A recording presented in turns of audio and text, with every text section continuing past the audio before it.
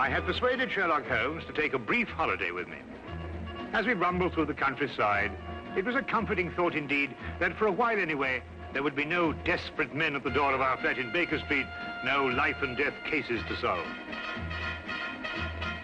Ahead were 4 whole days as suspended and happily uneventful as this train trip.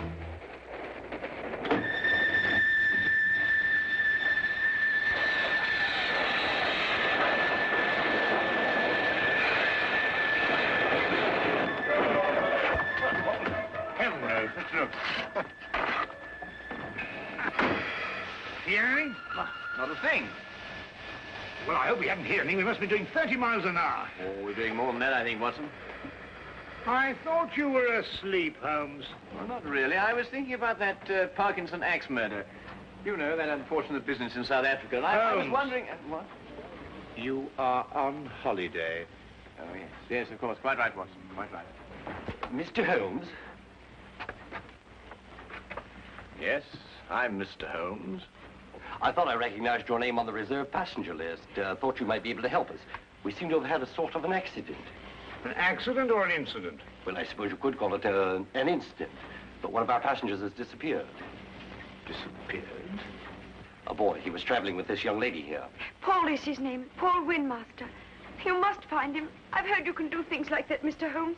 Will you help me? There. I'm his governess. Well, I should never have taken my eyes off him for a minute. But I looked in on him after he went to bed and was fool enough to imagine that everything was all right. Do you think he might have been kidnapped? Oh, no, I'm sure Paul ran away. How will I ever be able to face his father? I think you'd better sit down, Miss... Kendall. Lydia Kendall. Miss Kendall, and tell us everything from the beginning. I'm sure we can be of help. Sit down. Thank you. Tell me, Miss Kendall, what happened that made the boy run away? Mr. Holmes, have you ever heard of Paul's father, Larke's Windmaster? Oh, yes, Ripsaw Windmaster, the Canadian Timber King. The papers call him that. As rough and strong a man as the trees he cuts down. Paul, not having a mother since the age of 2, has grown to be like him in many ways. Independent, wild. Believe me, I've had a full-time job. I can imagine. Mr. Windmaster never disciplined him. Was actually proud of Paul's spirit. Until one day, rather suddenly, it struck him that he was bringing the boy up improperly. You asked me what caused the boy to run away. It was just that. And yesterday, when I went out to fetch Paul, I began to see the first signs of what was about to happen.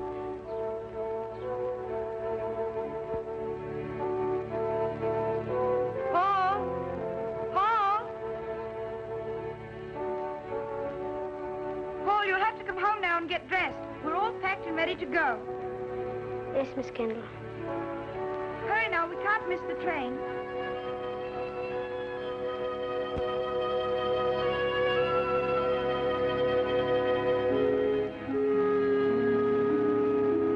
Now, when you arrive at the school, you'll take the boy directly to the headmaster.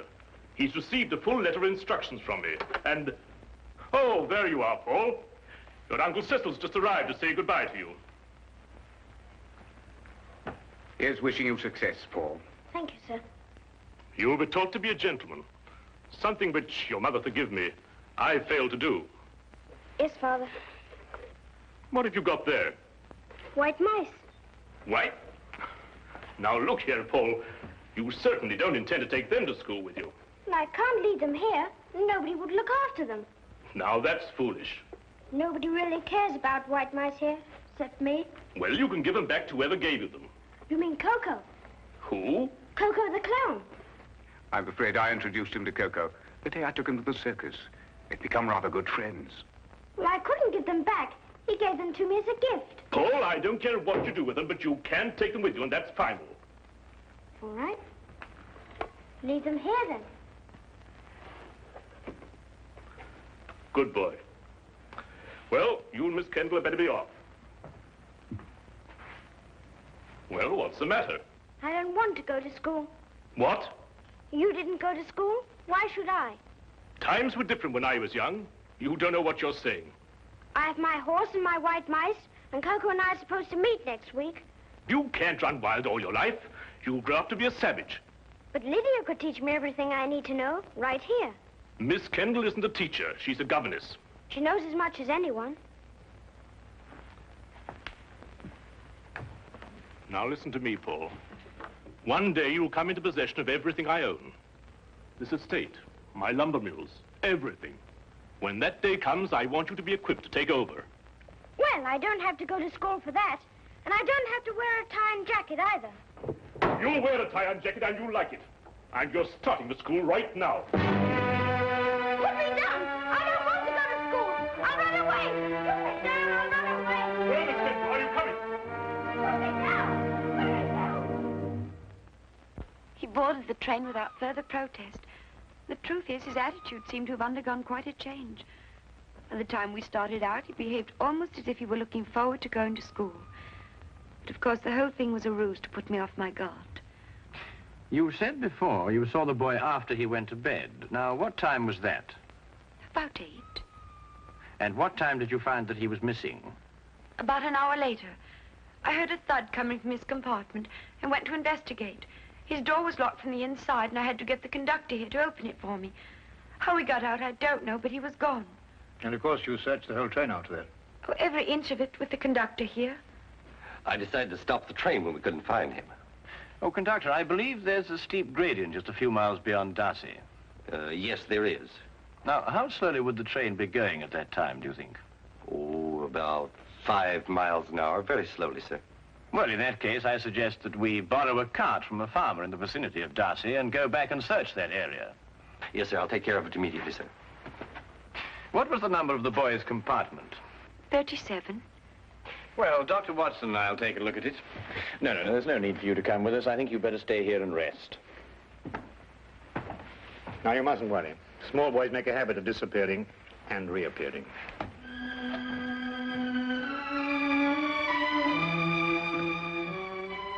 I hope so, I hope so.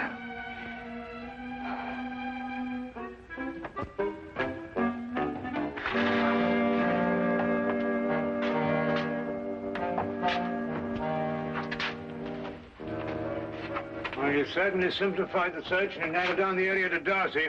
Here, Watson, give me a hand with this window, will you? Yes, sir. All the same, this train window. Yeah. Well, that was the thud Miss Kendall heard, the sound of the window being opened before the boy jumped out. By Jove, you're right. The question is, who helped the boy open the window? Well, it took 2 of us to do it. Exactly. Good heavens, Holmes, do you mean that he must have had an accomplice? Of course he must have. Yes, but who on earth would want to help a little boy to run away? Well, when we know that, Watson, we will have the answer to the problem of the boy who didn't want to go to school.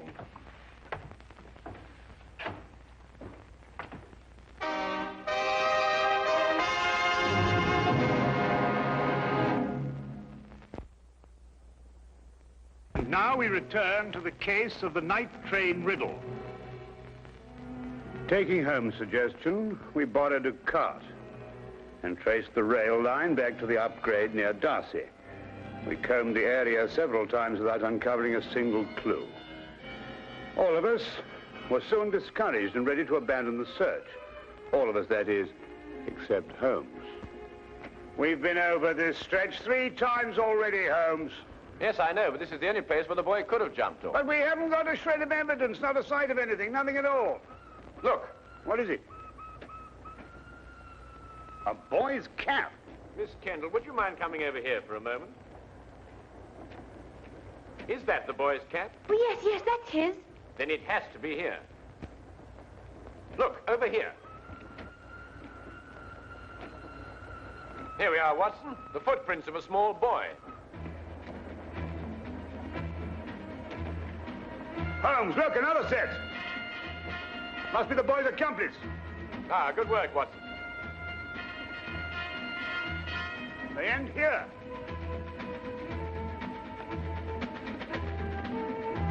Then it's quite clear what happened. Not to me. Well, they obviously boarded another train, a local, I imagine, traveling in the same direction as we were. We do pull alongside a local here, Mr. Holmes, the up train from Royal Minster. Well, how can they do that? Change trains in midstream, so to speak. Well, obviously, Watson, if both trains were traveling slowly enough. They do. It's possible, entirely possible, Mr. Holmes. Conductor, I think you'd better telegraph ahead and have them stop that train. Yes, sir. Do you think they'll find him, Mr. Holmes? Well, we are near enough to the truth, Miss Kendall, not to have to speculate anymore. We will soon know.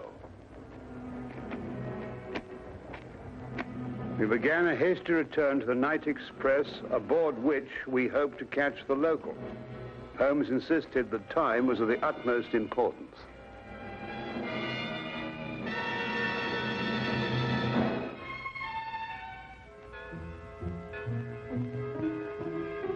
Paul. Pardon? I'm sorry. I thought to another boy. Perhaps the next compartment. Oh, this is the last one, miss. You held out so much hope, Mr. Holmes. How many stops did the train make before Darcy? 3, same as usual. Did you notice a boy get out of one of them? Not that I remember. There was a boy. I talked with him. He got off with his father at Manborough. Are you sure? Yes, there was that pair. Blimey, I clean forgot. What did the father look like? Medium-sized, grey hair, ordinary face. Wait, I noticed when I inspected his ticket there was something about his fingertips. They were red. Red? Yeah. I thought it was strange at the time. That's most observant of you, conductor. That proves it, Watson. Holmes, do you know who he is? Of course. Coco the clown.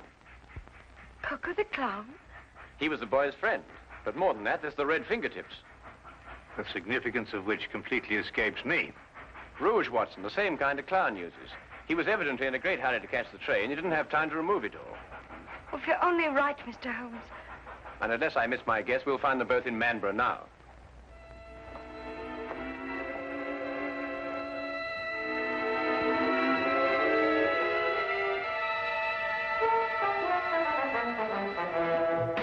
Watson, Miss Kennedy is sending a wire to the headmaster of the school, telling him they've been delayed. As soon as she's finished, we can be off. What's the matter with you? You don't look like someone who wants to be taken to the circus.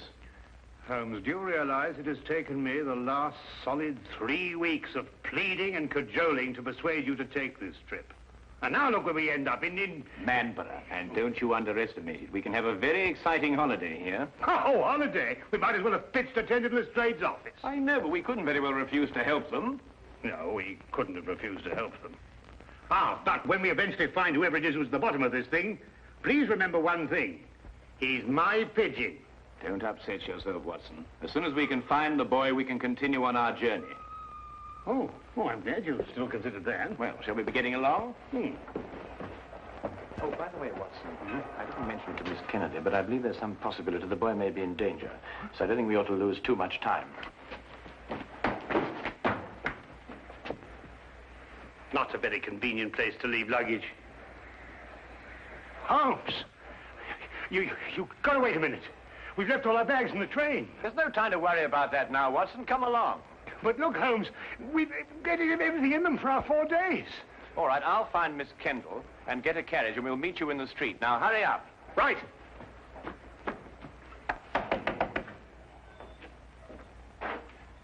Could you tell me if the night express has gone yet? He had to switch back to the main line. I wondered if it was still in the yard somewhere. I'm awfully sorry, sir. You must have the wrong town. No, I know where I am. I'm in Manborough. Right you are, sir. But the night express doesn't stop in Marlborough. Never has. Except once. But confound it, man, I know it stops here. Oh, no, sir.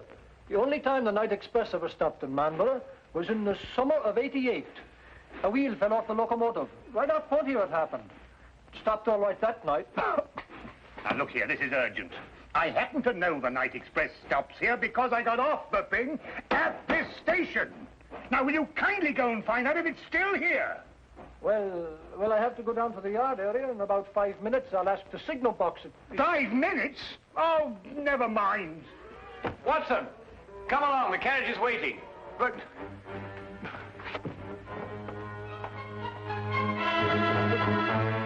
the luggage.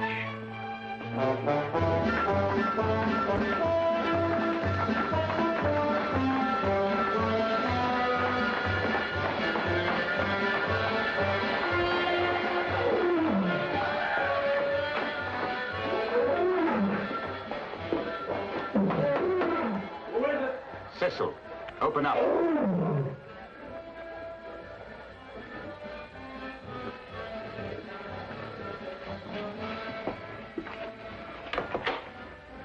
Did it work? We jumped off, switched trains. Ta-da! Like a couple of acrobats. Where's the boy now?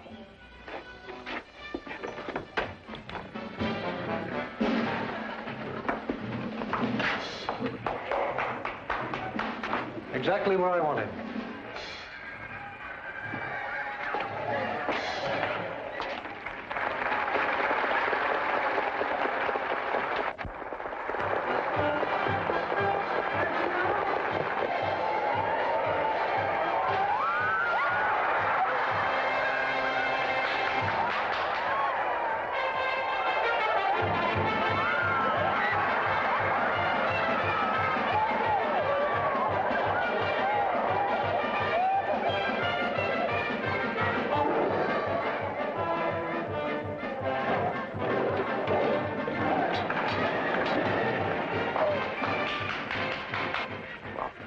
Get it over with.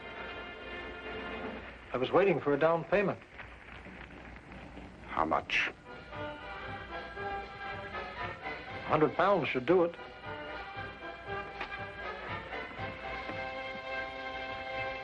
That's cheap enough to show you good faith.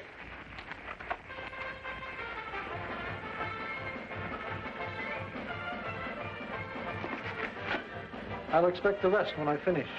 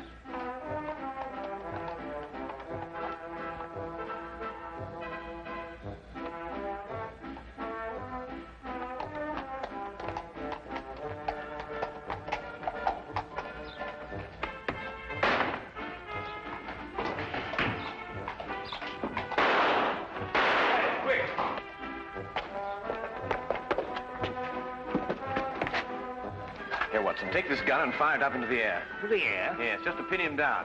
What are you going to do? Well, I'm going to find out who he is and why he's trying to keep us from the boy. Well, go on, Watson, fire it. Sorry, Holmes.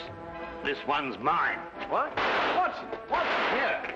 Fire it, Holmes. Fire it! Oh, very well.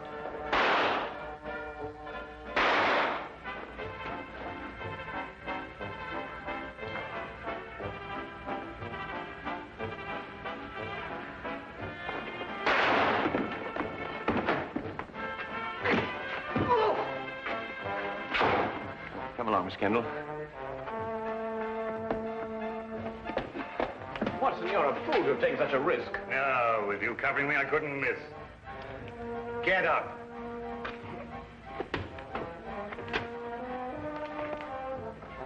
It's Mr. Windmaster's brother. Oh, Uncle Cecil. Yes, and the first in line to inherit the Windmaster fortune if anything had happened to the boy. That's right, you would be the heir. You may not think so at the moment, Mr. Windmaster, but you're very fortunate. If the boy had been killed, you would most certainly have been hanged. Hanged? Yes, hanged. Stop him. Stop who? Coco, he's about to kill the boy. Push him off the catwalk backstage.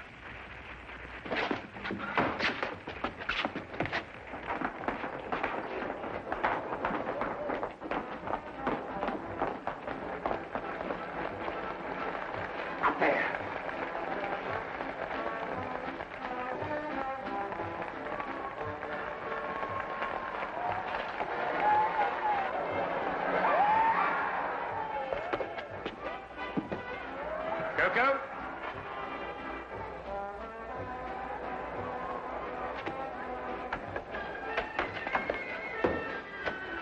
Don't come any closer.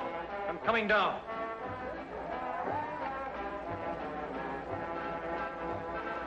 You'll never get out of here. One move to stop me and I'll kill this boy.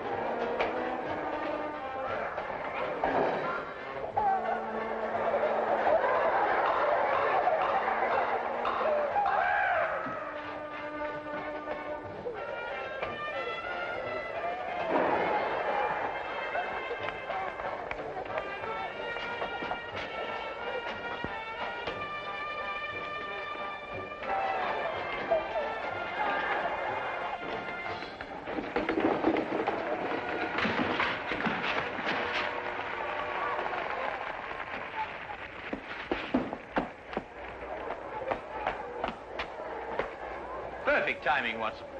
Yes, wasn't bad, even though I do say so myself. He wanted to kill me, and I thought he was a friend. Well, that should teach you a lesson, Paul. No one's a friend who encourages a boy to run away from school. Why, what would have become of Dr. Watson here if he hadn't gone to school? Well, it's very simple. He'd never have been able to accomplish that trick. But all he did was to... In dropping that counterweight, young man, I had to know the speed of falling objects, the theory of weight and counterweight, and of stress and resistance. Now, if I hadn't studied physics, there's no telling what might have happened to you. I never thought of that. No, of course not. Well, just you think of it from now on.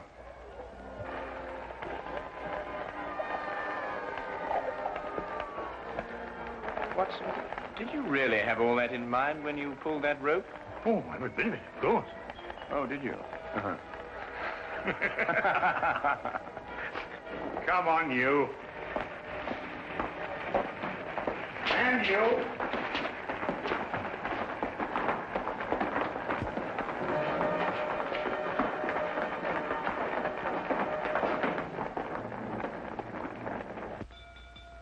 If you're looking for the time of the next London train, it will be along in 10 minutes.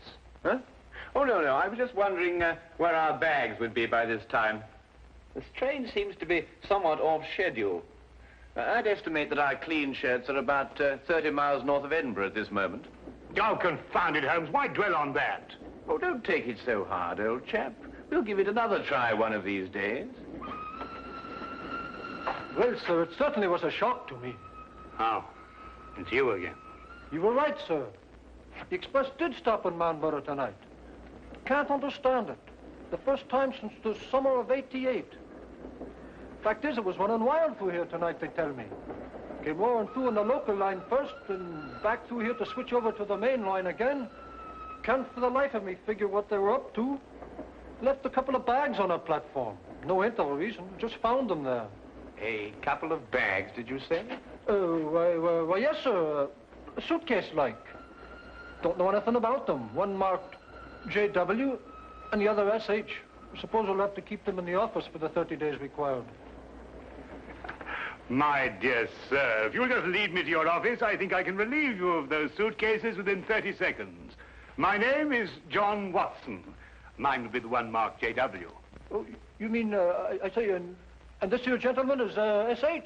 Yes. This is my friend, Samuel Higgins. Ah, well, in that case, sir, if you'll come along to the office and identify the contents, I'd be glad to get them off my hands.